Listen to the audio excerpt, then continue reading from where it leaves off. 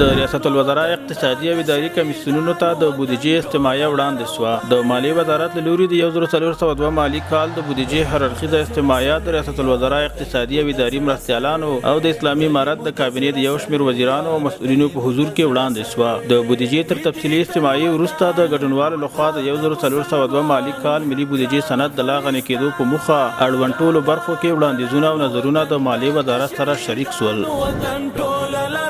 د افغانستان د ګمرکونو په تاریخ کې تر ټولو لوړ ګمرکي عواید. د افغانستان د ګمرکونو په تاریخ کې په لومړي ځل د روان 1401 مالي کال په لومړیو 11 میاشتو کې د هیواد له ګمرکونو څخه 100 میلیارډ افغانۍ عواید راټول شوي دي. په داسې حال کې چې د اسلامي امارت له حاکمیت وړاندې د هیواد د ګمرکونو کلني عواید له 2 میلیارډ افغانۍ څخه لوړ شوي نه وو.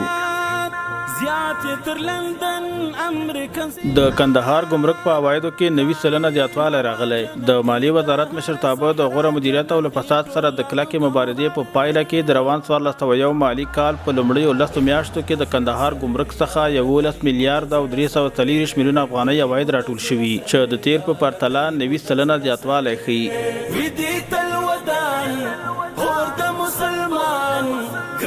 د ګمرکونو لوی رئیس له یو شمېر سوداګرو او صنعتکارانو سره وکتل. د ګمرکونو لوی رئیس ښاغلي مفتي عبدالمتین سعید د سوداګرۍ او پانګونې خونې له مسؤلینو او یو شمېر سوداګرو او صنعتکارانو سره وکتل. د هغوی ستونزې یې واورېدې او د ستونزو د حل ډاډ یې څرګند کړ.